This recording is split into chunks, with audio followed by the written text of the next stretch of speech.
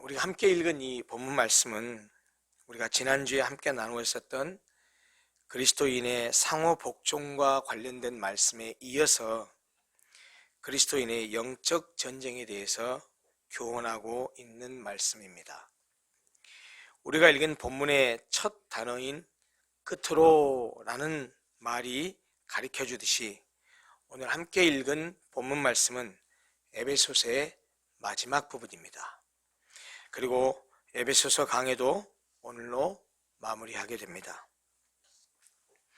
본문은 우리가 하나님의 백성이 된 그리스도인들이지만 육체를 가지고 땅을 딛고 사는 존재이기에 겪어야만 하는 영적 싸움의 현실을 우리에게 자각시키고, 동시에 우리 그리스도인이 가지게 된 전투적인 자아상을 우리에게 알려줍니다. 우리는 그리스도 안에서 새로운 피조물이 되었습니다. 그러나 그렇다고 해서 우리가 유토피아적인 환상의 세계 속에서 사는 것은 아닙니다. 오히려 우리에게는 영적인 도전과 공격이 그치지 않는 이 세상의 현실 속에서 믿음의 싸움을 통해서 새 사람이 된 그 우리의 새로운 영적인 지위를 늘 지켜가야만 하는 과제를 안고 살아가는 그런 존재들입니다. 어떤 사람들은 예수를 믿고 구원을 받게 되면 만사가 형통하고 오케이가 될 것이라고 생각하지만 현실은 전혀 그렇지 않습니다. 반대로 오히려 현실은 처절한 영적 전투의 현장으로 바뀌게 됩니다. 우리는 예수를 믿으면서도 가끔 이런 의구심을 갖기도 합니다. 왜 내가 예수를 믿는데 믿기 전보다 더 내 주변 상황들이 더 힘들고 복잡해지지? 왜 내가 예수를 믿지 않다가 예수를 믿겠다고 결심을 하고 이렇게 신앙생활을 하고 하나님 앞에 예배하고 이렇게 하나님을 믿겠다고 함에도 불구하고 왜 내가 하는 사업이 잘 안 되고 사건 사고도 많고 집안에 우환이 생기지? 예전에 제사 지내고 하나님을 안 믿었을 때는 이런 일 없었는데 제사도 안 지내고 이제 주일 지키고 하나님을 믿는다고 하는데 왜 애들이 자꾸 아프고 병원 신세를 지지?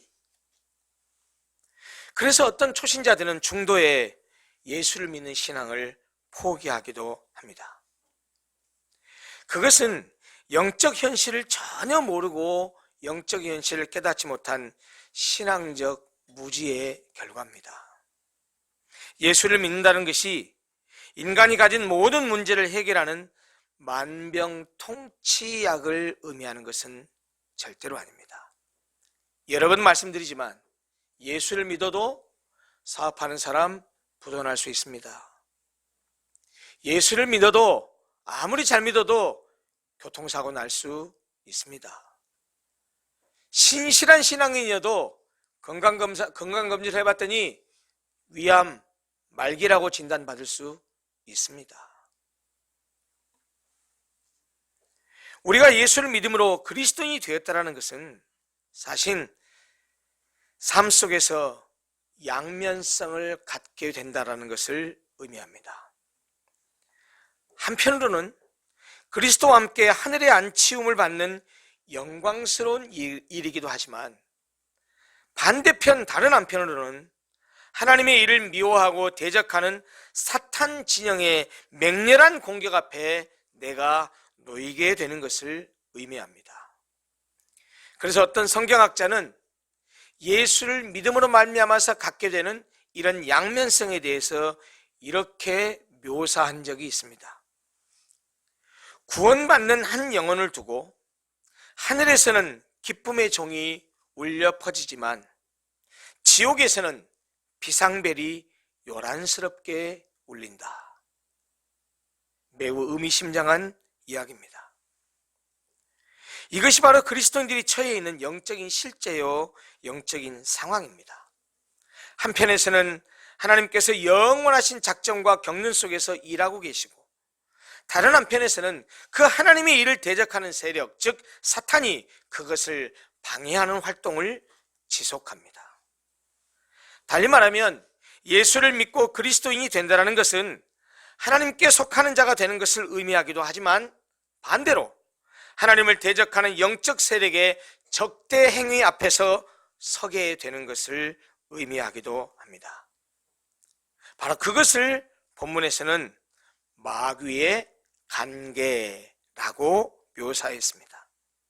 따라서 우리는 예수를 믿는 그리스도인들은 이에 맞서 대적하기 위한 조치가 필요합니다.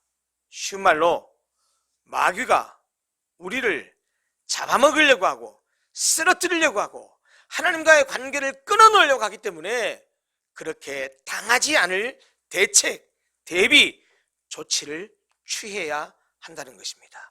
그렇지 않으면 마귀에게 잡아먹힙니다. 그렇지 않으면 마귀의 괴계에 빠져서 하나님과의 관계가 끊기고 맙니다. 멍청하게 넋을 놓고 있으면 사탄의 관계에 빠져서 헤어나오지 못하게 되어서 영적인 농락을 당하게 된다는 말입니다. 그래서 본문 10절은 우리 그리스도인들에게 이렇게 말합니다. 주 안에서와 그 힘의 능력으로 강건해져라. 그것이 바로 마귀의 관계를 대항하는 가장 기본적인 요건이기 때문입니다. 여러분 꼭 명심하십시오. 믿음의 세계에서는 약한 것이 악한 것입니다.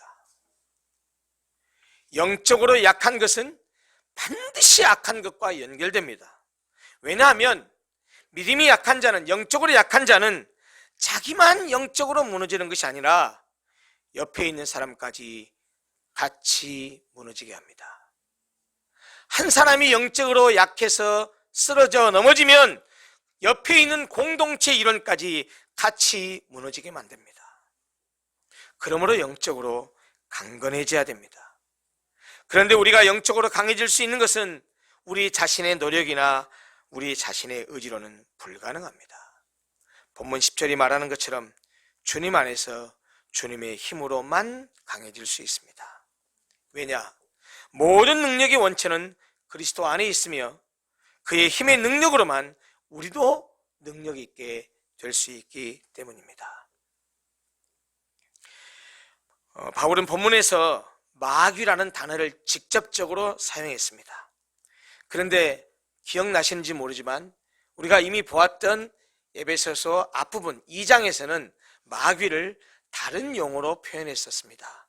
거기에는 뭐라고 표현했었냐면 공중 권세 잡은 자라고 표현했습니다.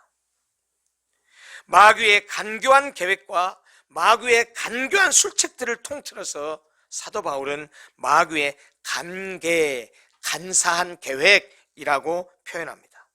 따라서 이런 간계로 우리를 공격해오는 사탄을 대적하기 위해서는 그리스도의 능력으로 우리 스스로가 강건한 사람, 능력 있는 사람, 건강한 사람, 영적으로 강한 사람이 되어야 됩니다.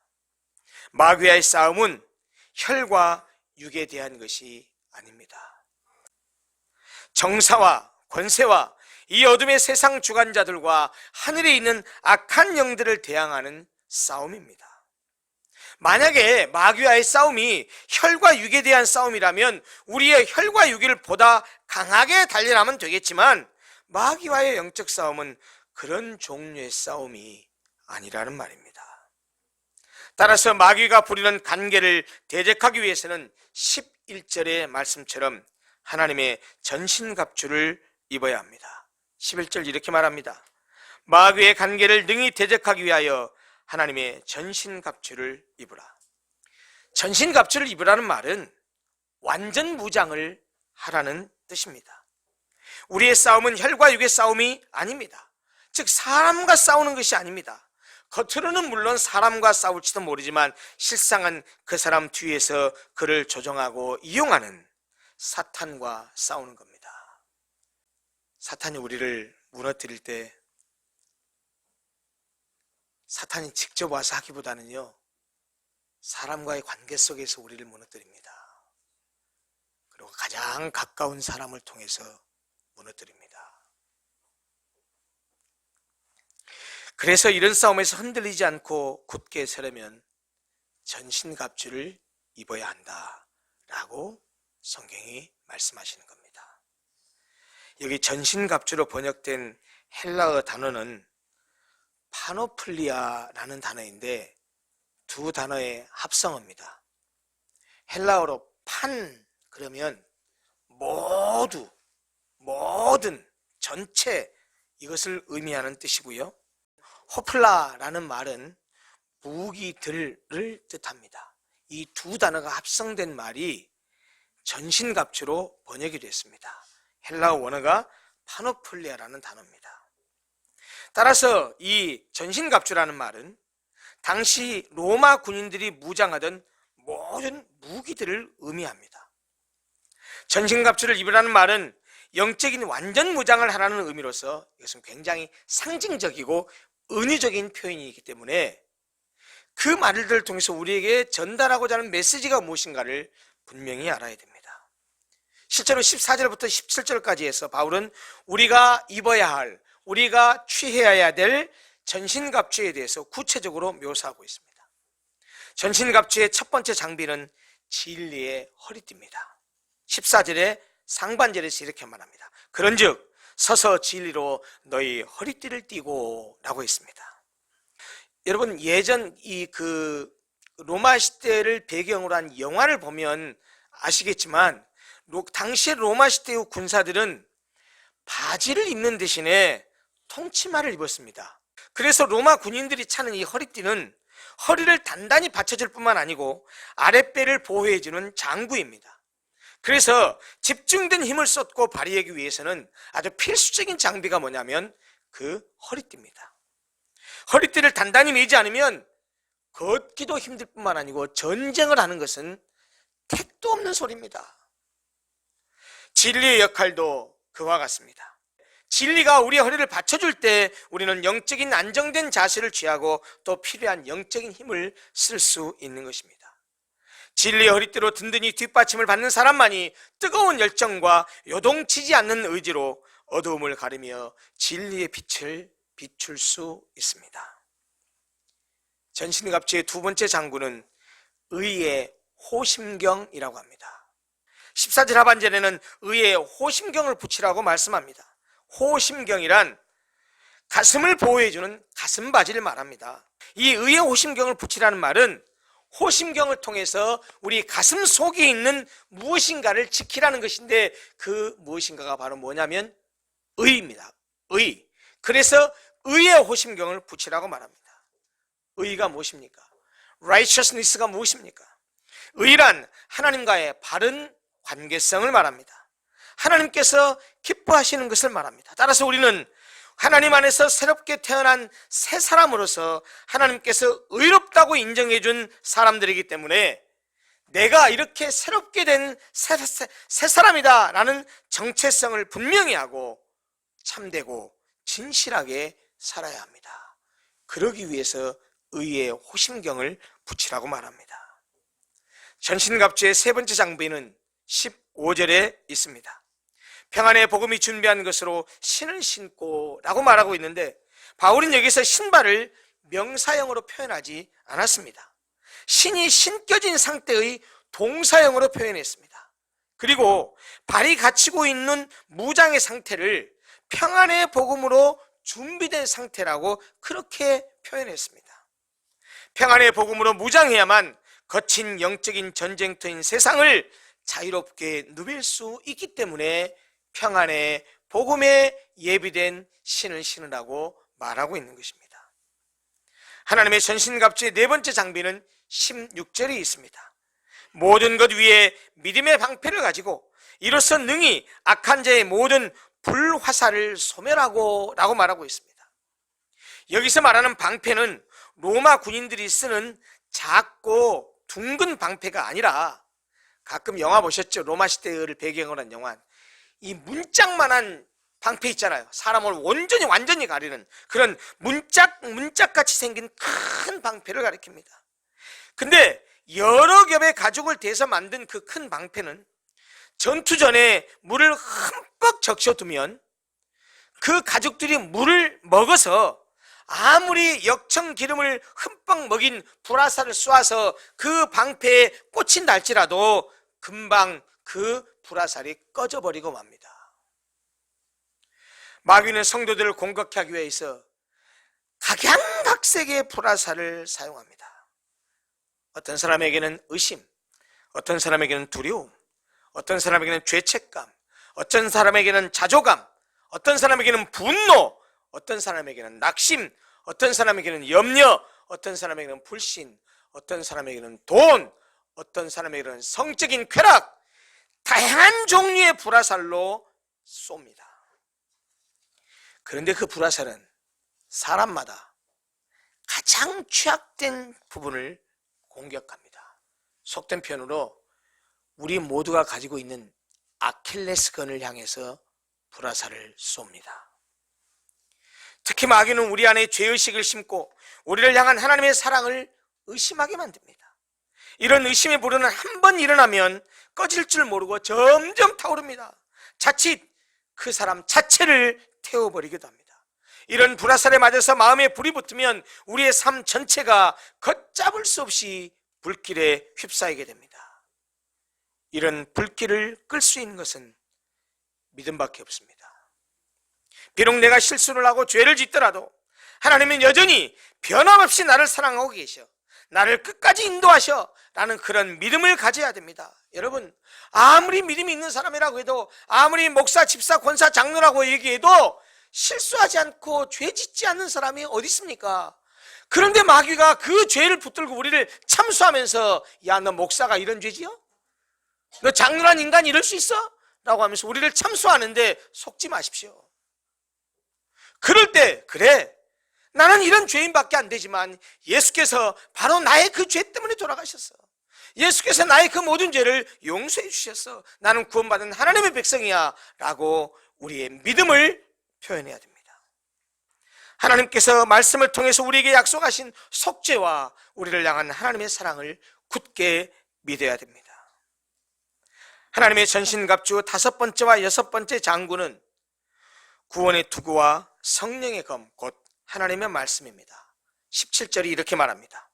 구원의 투구와 성령의 검, 곧 하나님의 말씀을 가지라 라고 말합니다. 여러분, 투구는 머리에 쓰는 건데요, 이것은 신체의 가장 중요한 부분이 아닙니까? 머리가? 바로 그 머리를 보호해주는 방어용 헬멧입니다.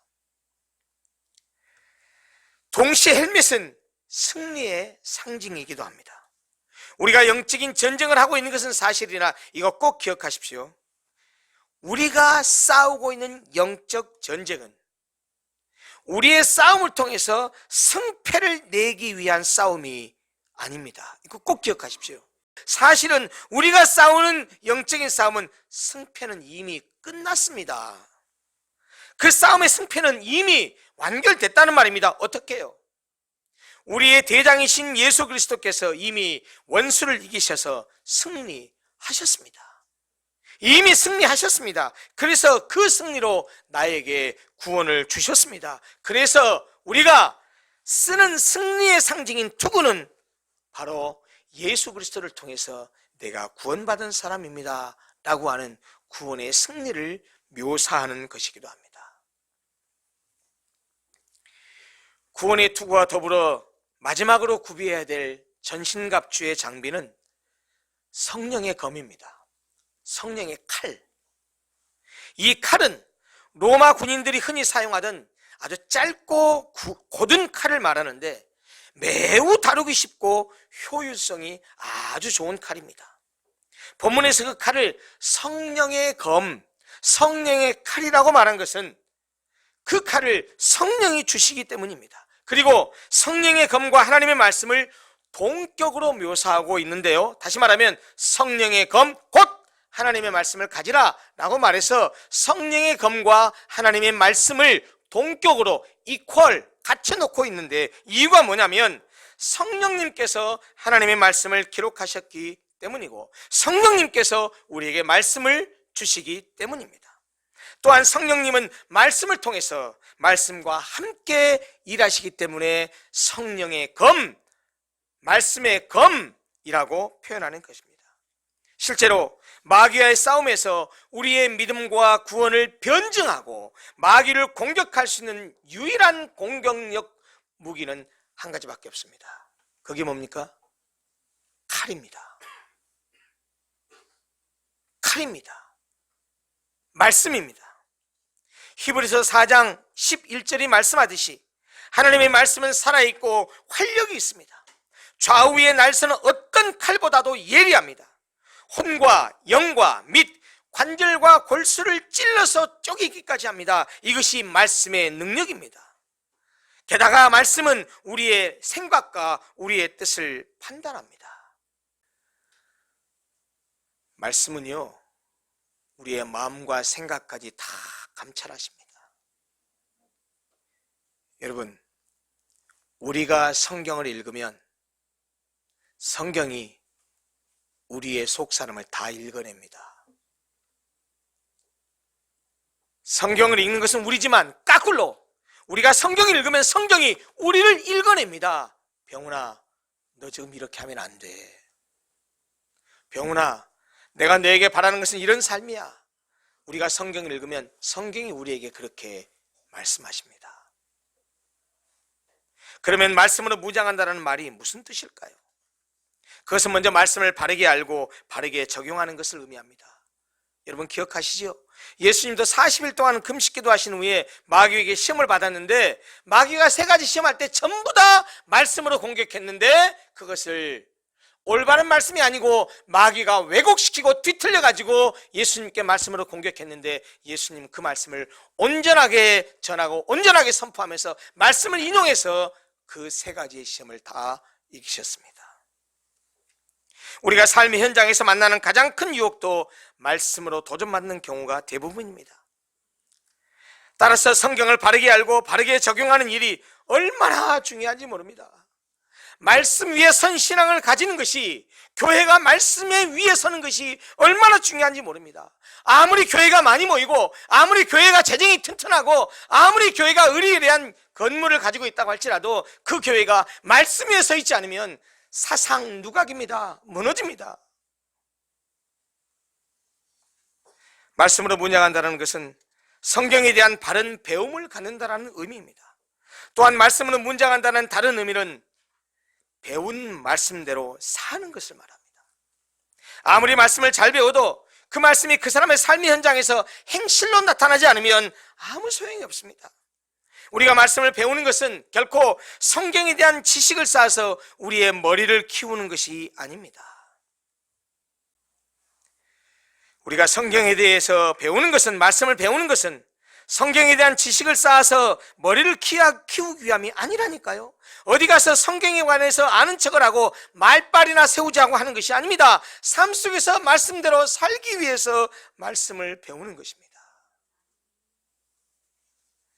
뜻있는 한국교회 지도자들이 종교개혁의 정신을 회복해서 말씀으로 돌아가자고 외치는 것도 말씀을 잘 배워서 말씀대로 살자는 것이지 머리 키우자는 얘기가 아닙니다. 제가 여러분들에게 계속해서 간구하잖아요. 목사가 빌다시피 얘기하잖아요. 여러분 모이기 힘쓰십시오. 말씀 있는 자리에 오십시오. 제가 왜 그런 줄 아세요? 여러분들을 머리 키우기 위함이 아닙니다. 말씀을 알아야 말씀대로 살 거 아닙니까? 신앙생활은 삶이라니까요. 교회 다니는 것이 아니라니까요. 일주일에 한 번 와서 예배드리고, 죄송합니다, 지금 제가 좀 저속하게 표현해서 헌금 몇 푼 던져주고, 이것이 신앙생활이 아니라니까요. 하나님께서 뭐라고 말씀하시는지 진리 말씀을 깨달아서 내 삶의 현장을 가서 몸부림치면서 발버둥치면서 그 말씀대로 살려고 안간힘을 쓰는 것, 그것이 예수 믿는 거예요. 여러분, 세상의 교회를 향하여 쓴소리를 하는 이유가 뭡니까? 예수 믿는 사람들이 말씀대로 살지 않기 때문입니다.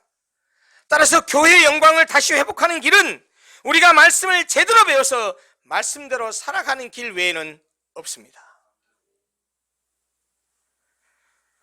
여러분, 어떤 사람들이요? 어떤 목사를 존경하죠? 외모가 준수하고 매력적인 목사, 공부를 많이 하고 스펙이 좋은 목사, 설교를 아주 달변가처럼 기가 막히게 잘하는 목사, 여러분 그런 목사를 존경합니까? 키도 작고 못생겼어도, 공부도 그리 썩 잘하지 못하고 공부를 많이 하지 못했어도, 스펙이 좋지 못해도, 설교를 잘하는 달변가가 아니어도, 목회를 아주 노련하게 잘하는 그런 목사가 아니더라도 말씀대로 살려고 몸부림치는 목사, 자기가 전하고 자기가 가르치는 설교 말씀대로 자신도 살기 위해서 몸부림치는 목사, 그런 목사를 존경하지 않습니까? 세상 사람들이 예수 믿는 사람들을 볼 때도 마찬가지입니다. 아무리 큰 교회를 다니고 아무리 집사, 권사, 장로라고 해도 그의 언행이 저속하고 그의 삶의 모습이 저열하면 손가락질을 할 뿐이지, 그 사람을 큰 교회 다닌다고 장로라고 목사라고 존경하지는 않습니다. 인격적이고 품격이 있는 언행을 하는 그리스도인들에 대해서는 세상 사람들도 고개를 숙일 줄 알고 그를 존경합니다. 사랑하는 성도 여러분, 아무리 교회를 오래 다녔다 해도 매주 예배를 드리고 설교를 들으며 날마다 말씀을 공부하고 묵상하지 않으면 결코 믿음의 길을 걸어갈 수 없습니다. 밥을 먹지 않고는 살 수 없듯이 말씀을 배우지 않고는 살 수 없습니다. 아무리 기도를 많이 하고 불러 아무리 외쳐도, 교회에서 아무리 충성스럽게 봉사를 한다고 해도, 남에게 보이기에는 마음도 착하고 의리가 있는 것 같아도 자신의 마음에 맞지 않으면 교회를 떠나는 사람들을 종종 보게 됩니다. 그러면서 이런저런 이유를 댑니다. 이 사람 때문이다, 저 사람 때문이다 라고 사람들을 걸고 넘어집니다. 그러나 진짜 이유는 그 사람 속에 진리의 말씀이 없기 때문입니다. 말씀이 없으니 마귀의 관계에 쉽게 넘어가 버리는 것입니다.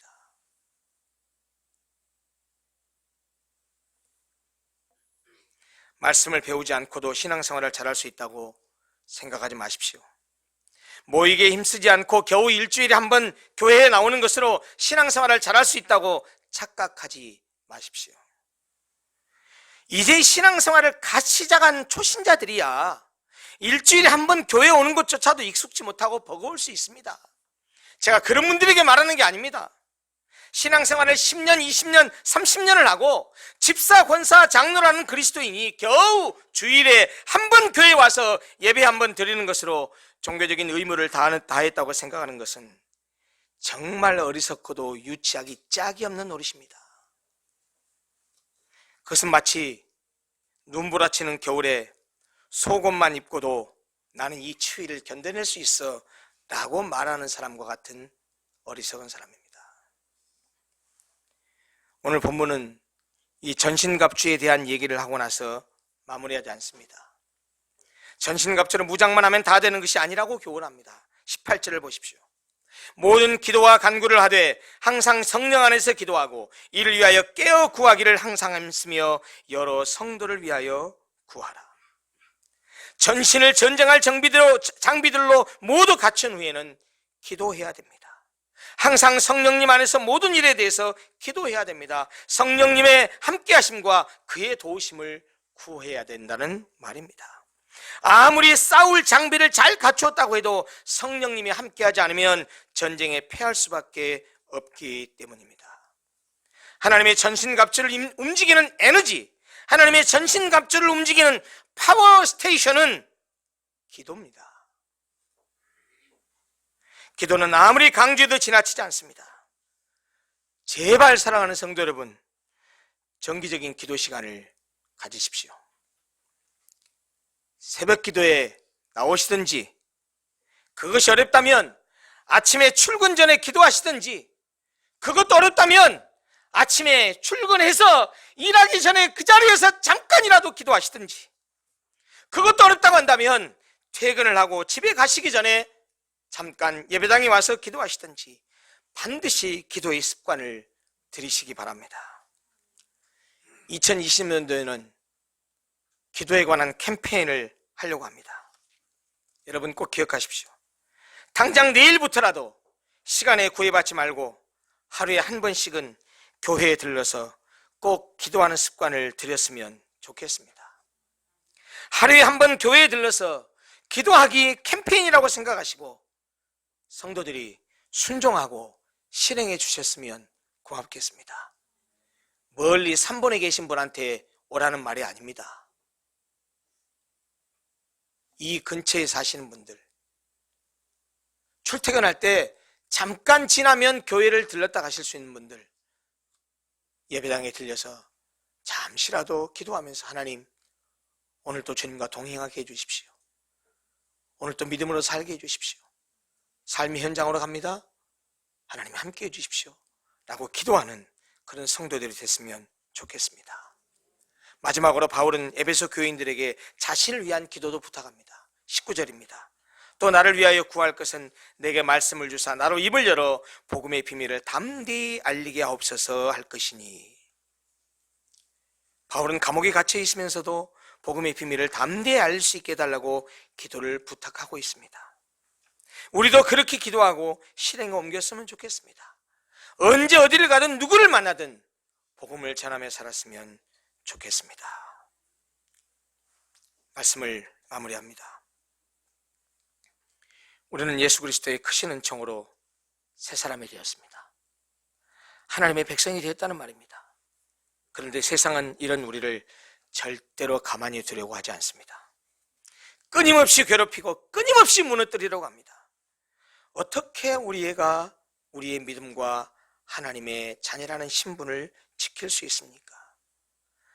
하나님의 전신갑주를 입고 사탄과 싸워서 이겨야 합니다. 마귀와의 영적 전쟁에서 승리해야 됩니다. 그러면 어떻게 해야 마귀와의 전쟁에서 승리할 수 있을까요? 오늘 말씀 가운데 꼭 두 가지를 기억하십시오. 첫째, 말씀으로 무장해야 됩니다. 두 번째, 주의 도우심을 구하며 기도해야 됩니다. 우리가 수행해야 될 영적 전쟁은 혈과 육, 연약한 인간을 상대로 한 싸움이 아니라 마귀와의 세력과의 영적 전쟁임을 잊지 마십시오. 여러분, 유무형의 존재 가운데 가장 파워풀한 존재가 누굽니까?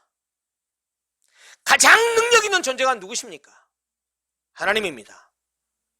그 다음에 강력한 능력을 가진 존재가 누군지 아세요? 마귀입니다. 우리하고는 잽이 안 됩니다. 그러니 우리가 주님에 붙어 있지 않으면, 주님을 의지하지 않으면 마귀와 싸워서 이길 재간이 없습니다. 그리스도인의 영적 전쟁은 그리스도인이 하나님의 자녀로 부름받은 그 순간부터 장차 영광의 나라에 들어갈 때까지 계속될 성질의 전투라는 사실을 잊지 마십시오. 마귀는 기회만 있으면 하나님의 일을 방해하려고 합니다. 특히 마귀는 성도들을 유혹하여 실족하게 하여서 성도들과의 관계를 버려놓고 영적 생활을 멀리하기 위해서 하나님과의 관계를 끊어놓으려고 합니다. 결국 성도들을 자기의 수하에 두어서 좌지우지하려고 합니다. 그래서 전신갑주를 입고 성령 안에서 항상 깨어 기도해야 됩니다. 사랑하는 성도 여러분, 날마다 말씀 앞에 서십시다. 날마다 기도하며 주님의 도우심을 구하십시다. 기도하겠습니다.